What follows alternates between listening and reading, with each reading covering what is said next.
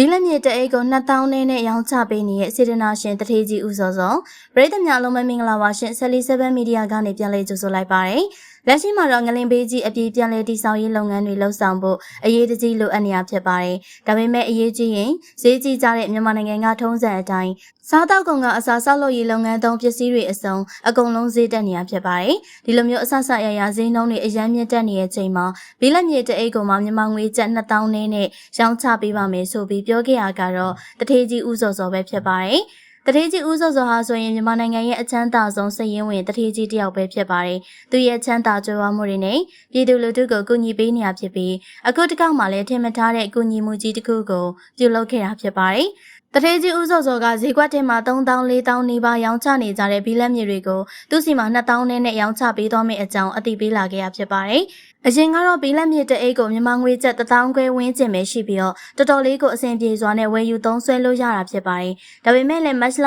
28ရက်ငလင်ဘေးကြီးအပြီးမှာဈေးတွေက2ဆမကအမြင့်တက်သွားခဲ့ပါတယ်။လက်ရှိဈေးကွက်ထဲမှာဆိုရင်တော့4000နဲ့အထက်ရောင်းချနေကြတာဖြစ်ပြီးပြည်သူတွေအနေနဲ့လည်းအများကြီးအခက်တွေ့နေရတာဖြစ်ပါတယ်။ဘယ်သူကမှဈေးလျှော့မရောင်းမဲ့အပြိုင်ဆိုင်ဈေးတင်ပြီးတော့ရောင်းချနေကြတဲ့ဘီလက်မြေတွေကိုတထေးကြီးဦးစောစောကတော့2000နဲ့ရောင်းချပေးသွားမှာဖြစ်ပါတယ်။အရင်က1000ခွဲကိုအခု2000နဲ့ရောင်းချရတယ်ဆိုတာကလည်းမြင့်တက်လာတဲ့ကုန်စည်နှုန်းတွေအရာအတက်နိုင်ဆုံးလျှော့ချပေးထားတာဖြစ်ပါတယ်။တထေးကြီးဦးစောစောကစက်ရုံတွေများစွာကိုလည်းပိုင်ဆိုင်ထားခဲ့သူဖြစ်တာကြောင့်သူရဲ့ကိုယ်ပိုင်စက်ရုံတွေကနေတင်သွင်းထုတ်လုပ်တဲ့ဘီလက်မြေတွေကိုဈေးနှုန်းချိုသာစွာနဲ့ရောင်းချပေးနေရပါတထေးကြီးအနေနဲ့ပြည်သူတွေအပေါ်မှာတက်နိုင်သမျှအကူအညီလိုစိတ်ရှိတာနဲ့အညီအခုလိုမျိုးဈေးနှုန်းတွေကိုအများအပြားလျှော့ပြီးတော့ရောင်းချပေးနေရဖြစ်ပါတယ်တထေးကြီးဦးစောစောရဲ့စေတနာကတော့ပြည်သူတွေကုန်စည်နှုန်းသက်သာစွာနဲ့ဘီလက်မြေတွေကိုဝယ်ယူပြီးတော့ကိုယ့်ရဲ့အိမ်တွေကိုလျင်မြန်စွာပြန်လည်တည်ဆောက်နိုင်စေခြင်းနဲ့စေတနာလေးဖြစ်ပါတယ်။ဒါတင်မကသေးပါဘူး။ပြည်ခဲ့တဲ့လပိုင်းကဆိုရင်ဘေးကြီးကြုံတွေ့ပြီးတော့အချိန်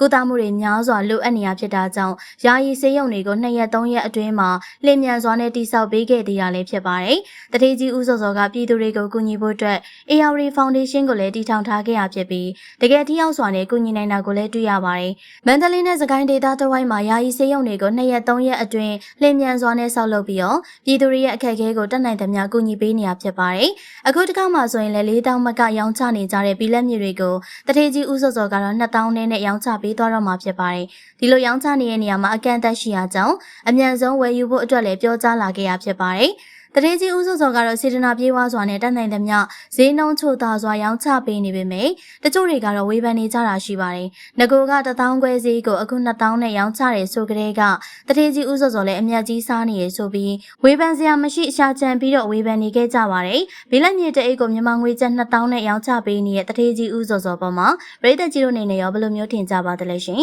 ။အဆုံးထိကြည့်ရှုပေးရတဲ့အတွက်အားလုံးကိုကျေးဇူးတင်ပါတယ်ရှင်။